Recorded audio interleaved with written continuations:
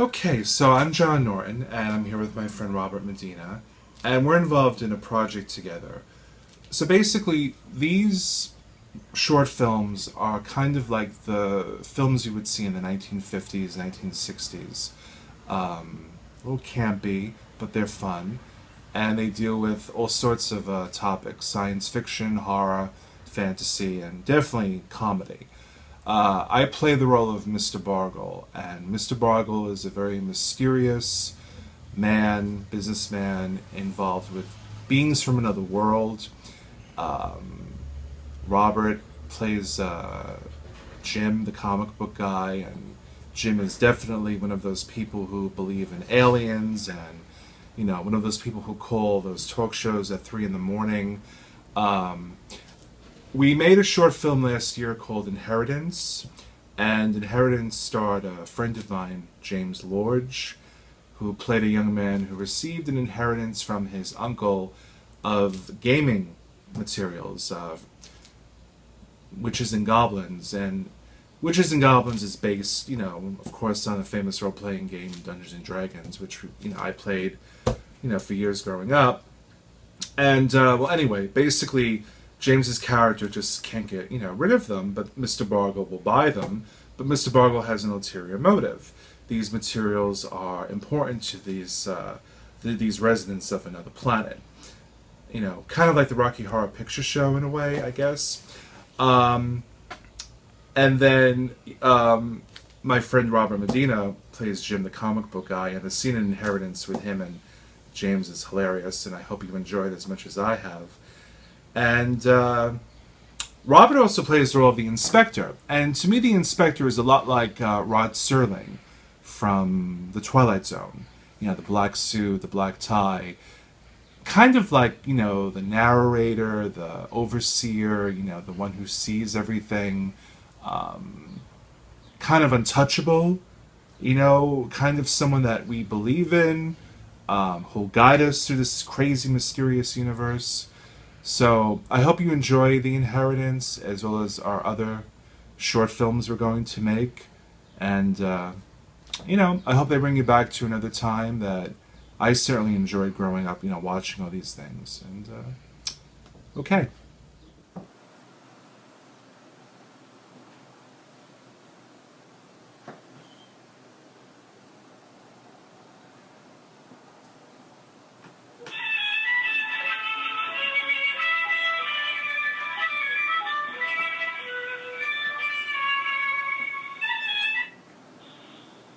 Hello?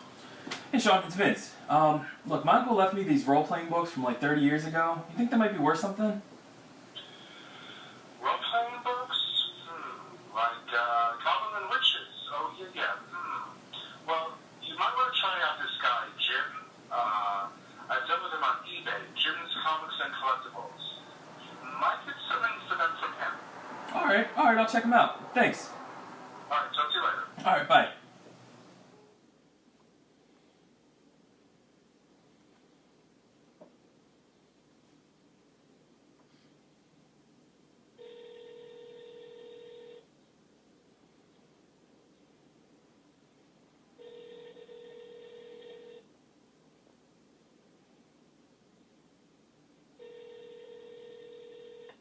Hello.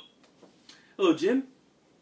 This is he. My name is Vince. I'm just calling. My uncle left me some old role-playing books, and they're from like 30 years ago. I was wondering, would you be interested in buying them, or? Oh, cool. You mean like Goblins and Witches? That's actually exactly what So they I are. played that as a kid. I was a level 40 necromancer, man. Level 40. Okay. So they're worth a lot? They're priceless, dude. Priceless. So what about $2,000 for all of them? I don't have that kind of cash. $2,000. They're priceless, but I mean, I can only give you maybe like $100 for the whole thing. Well, they're priceless. You just said they're priceless. How? You gonna give me $100? Listen up here, brother. Okay, I run a business, and if I give you that kind of money, how am I going to maintain any kind of profit margin? I really them, and I can't wait to start playing again. I think I'm gonna go somewhere else.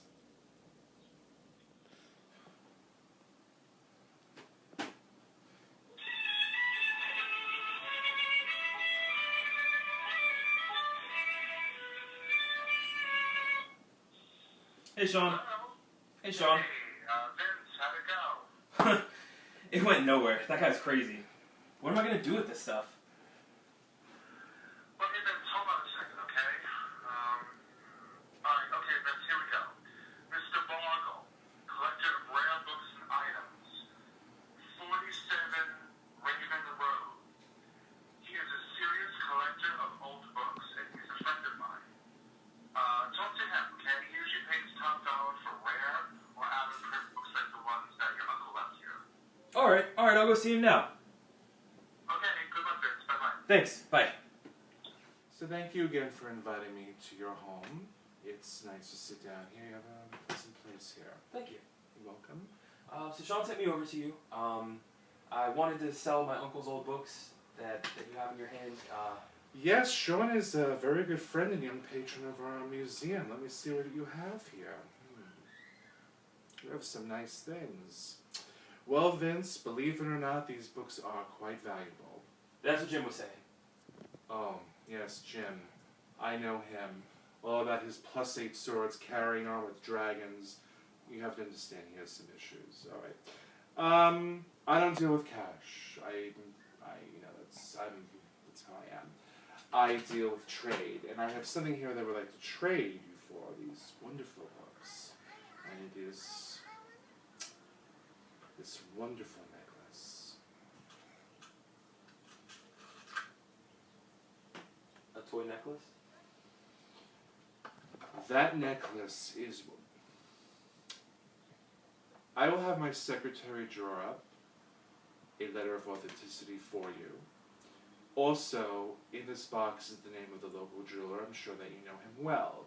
He will be able to compensate you for this piece. Yeah, I know where he is. Do we have a deal?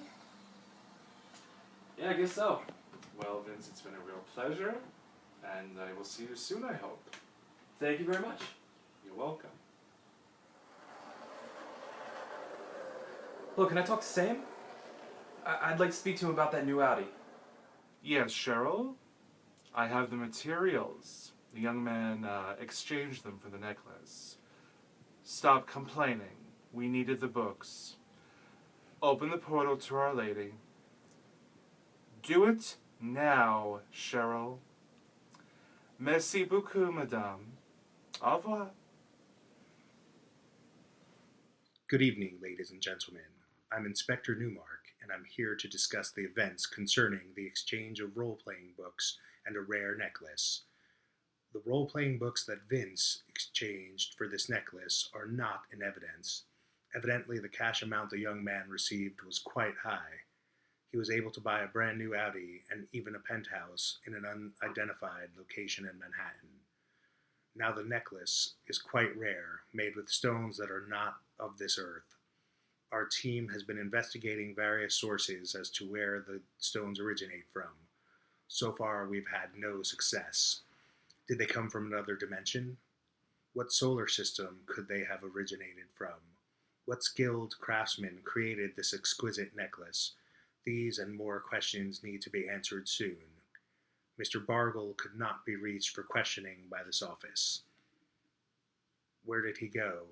So many questions and non-answered. Well, viewers, tune in next time to our program. We might have some more answers then. Good night and safe travels.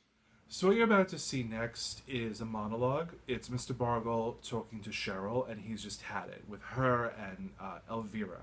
Now, just to give you a little background, Mr. Bargle is a businessman, and he deals with people, creatures, whatever you want to call them, from another planet. And Cheryl is his personal assistant and just drives him totally crazy. Elvira is an office manager, and she also is knowledgeable in ancient languages and alien languages, and she's very necessary for their business, but again, like Cheryl, she just drives him bonkers. So this situation deals with a vampire that's escaped from his coffin, and I hope you enjoy it.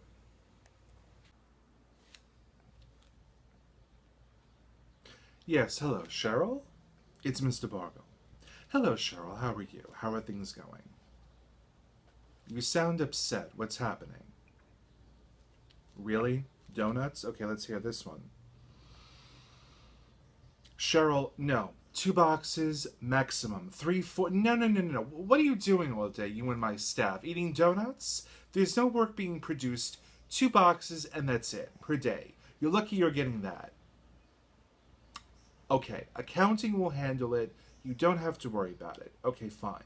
Now, let's continue with business. Has Elvira began the translation of the documents? What is she doing, Cheryl? Eating donuts? I see. She had better start that translation, or she's going to be... What's happening? Why is there all that screaming? What? She's been bitten by the vampire? That's impossible. That vampire is secured in a coffin. Why did she open it? She wanted to see what he looked like, really? Okay, well then she deserves to have been bitten. Fine, listen to me, calm down. You have the holy symbol. It will protect you. Okay, call security, alert security, and call Father Terrence. Do that now. Can't do anything without me in that department. Okay, good. Security's on its way. Excellent. What about Father Terrence? He's coming. Good. Father Terrence will take care of Elvira. I know why she's screaming. Don't be afraid of the vampire. You have the holy symbol. All right, fine. Security's arrived. They restrained the vampire. So that was easy. The vampire is 400 years old, but it's not one of those ancient ones. Please, if we had an ancient one, no comment. I don't even want to begin that conversation with you. Okay, so good. The vampire has been contained in the coffin. Will you please tell her to stop all that screaming? Yes, I know she's been bitten. Listen, Cheryl, if I was bitten there too, I would be screaming, but seriously. Father Terrence will cure her.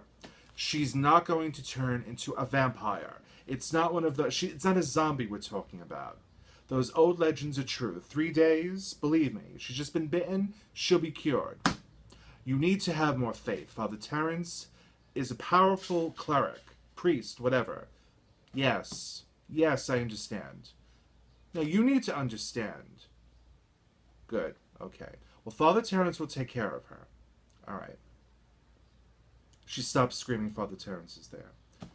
See, I told you. O ye of little faith. Now, Cheryl, let's have a serious conversation. I need this translation. I know she's just been bitten. I'm not saying to talk to her now. Talk to her later. Okay, Cheryl. Now, about this evening. You are going to attend the Countess's dinner by yourself. I'm not going. I'm tired of these affairs. I'm tired of all that fancy food. Listen, I'm a simple person. I just want a burger and french fries. That's it. I'm going out myself. I don't want any company from anyone. Yes, I understand. Well, you can go. I don't need to go. You go. All right. Wear that nice black dress with the sequins. You gave it to the thrift store because you didn't like it. Fine. What are you going to wear? A pink dress with bows with a matching purse and shoes. Are you going to the Countess's dinner or are you going to the senior prom circa 1988? Don't get sassy with me. My look? I have a look. No, you are... Excuse me? I have a look. Bargle love. 100%. You keep your 1988 prom dress. You'll be the hit of the party. The 80s came back, what, like 5-6 years ago? No, I'm not upset, Cheryl. Listen, I'm sure you'll be the life of the party. Maybe they'll play some Debbie Gibson for you to dance to. No, I'm not being sarcastic. I'm just, I like Debbie Gibson. Deborah, get whatever her name is. I understand. You know what? I'm not going to justify growing up in the 1980s. This is not the discussion I wish to have as your boss. Enjoy the dinner. Now, another thing, while I have you on the phone, and this is important, what about this inspector? What are we going to do about him? No one is able to trace him or find him. Who does he work for? And I don't want him in our business. Listen to me. Our Lady will protect us. You know this. Don't worry about that. That's for me to worry about. And she better get started on that translation, speaking of Elvira. I want it done by, what is today? Wednesday? Friday, the latest. Translation on my desk, in English. The Queen's English. I see. What are you saying about... You know something? You're lucky that you are my personal assistant. Okay, well, you enjoy yourself tonight, and my phone will be off. I want privacy. Complete. I've had a long week, especially dealing with that young man and his inheritance, okay? What a headache that was. Attitude, and you know what? He got his car. I'm happy for him. Him, Supra, Super, whatever you call it. I know nothing about cars. I grew up in a limo. Don't say anything about my mother. Okay, my mother was a good woman. I will talk to you later. Goodbye.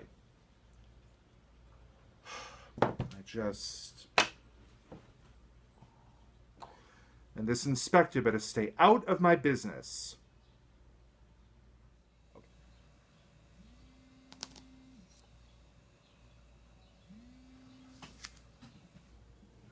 I don't recognize the number.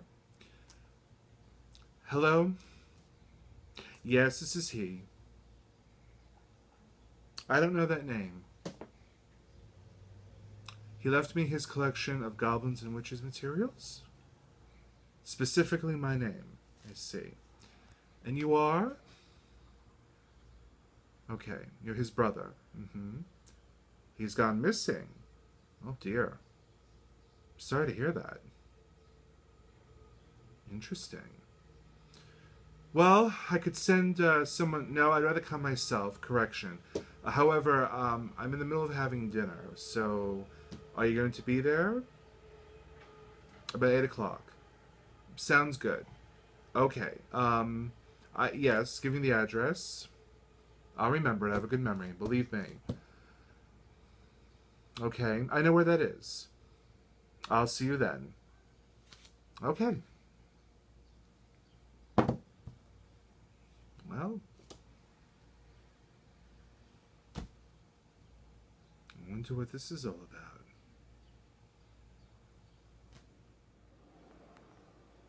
Yes, hello. This is Mr. Bargle.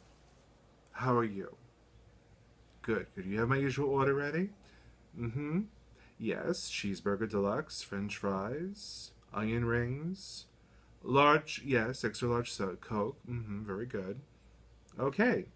And it will be delivered in 20 minutes. Excellent. Okay.